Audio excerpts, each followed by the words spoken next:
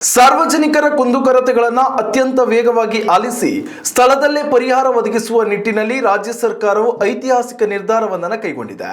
ಮುಖ್ಯಮಂತ್ರಿ ಡಿ.ಕೆ. ಶಿವಕುಮಾರ್ ನೇತೃತ್ವದಲ್ಲಿ ನಡೆದ 2ನೇ ಸಚಿವ ಸಂಪುಟ ಸಭೆಯಲ್ಲಿ ಪ್ರಜಾಸೇವೆ ಎಂಬ ನೂತನ ಇಲಾಖೆಯನ್ನು ಸ್ಥಾಪಿಸಲು ಒಪ್ಪಿಗೆ ನೀಡಲಾಗಿದೆ.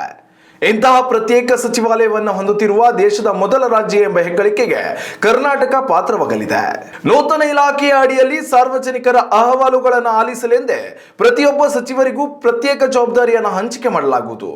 ಇಲಾಖೆಯ ಸುಗಮ ಕಾರ್ಯನಿರ್ವಹಣೆಗಾಗಿ ಒಬ್ಬರು IAS ಅಧಿಕಾರಿ ಹಾಗೂ ಇತರೆ ಸಿಬ್ಬಂದಿಗಳನ್ನು ನಿಯೋಜಿಸಲು ನಿರ್ಧರಿಸಲಾಗಿದೆ.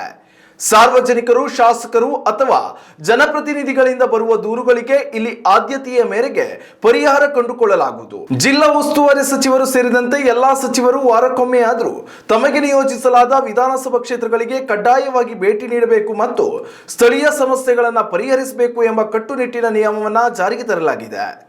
ಇಲಾಖೆಯು ಮುಖ್ಯವಾಗಿ 5 ಸೂತ್ರಗಳ ಆಧಾರದ ಮೇಲೆ ಕೆಲಸ ಮಾಡಲಿದೆ.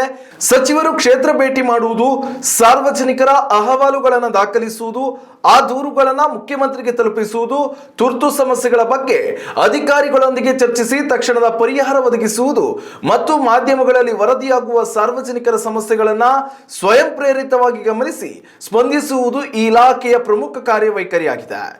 ಮತ್ತೊಂದು ಪ್ರಮುಖ ನಿರ್ಧಾರದಲ್ಲಿ OC ಇಲ್ಲದ ಕಟ್ಟಡಗಳಿಗೆ ಶಾಶ್ವತ ವಿದ್ಯುತ್ ಸಂಪರ್ಕ ಕಲ್ಪಿಸಲು ಸರ್ಕಾರ ಮುಂದಾಗಿದೆ. 2026 ಮೇ 31ರೊಳಗಿನ ಇಂತಹ ಕಟ್ಟಡಗಳ ಮಾಲೀಕರು ಆದೇಶ ಹೊರಬಿದ್ದ 15 ದಿನಗಳ ಒಳಗಾಗಿ ಅರ್ಜಿ ಸಲ್ಲಿಸಲು ಸಚಿವ ಸಂಪುಟವು ಸಮ್ಮತಿ ಸೂಚಿಸಿದೆ. ಆದರೆ ಹೊಸ ನಿಯಮಾವಳಿಗಳ ಪ್ರಕಾರ ಇನ್ನು ಮುಂದೆ ಇಂತಹ ಸೌಲಭ್ಯ ಪಡೆಯಲು ಆರಂಭಿಕ ಪ್ರಮಾಣ ಪತ್ರ ಮತ್ತು ಸ್ವಾಧೀನ ಅನುಭವ ಪ್ರಮಾಣ ಪತ್ರ ಸಲ್ಲಿಕೆ ಕಡ್ಡಾಯವಾಗಿರುತ್ತದೆ ಎಂದು ಸರ್ಕಾರ ಸ್ಪಷ್ಟಪಡಿಸಿದೆ.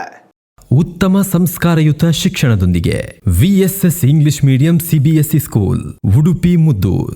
ನರ್ಸರಿಯಿಂದ 10ನೇ ತರಗತಿವರೆಗೆ ಶಿಕ್ಷಣದ ಜೊತೆಗೆ 5ರಿಂದ 10ನೇ ತರಗತಿವರೆಗಿನ ವಿದ್ಯಾರ್ಥಿನಿಯರಿಗೆ ಉತ್ತಮ ಹಾಸ್ಟೆಲ್ ಸೌಲಭ್ಯವೂ ಇದೆ. ನಿಮ್ಮ ಮಕ್ಕಳ ಪ್ರವೇಶಾತಿಗಾಗಿ ಈ ಸಂಖ್ಯೆಗೆ ಕರೆ ಮಾಡಿ.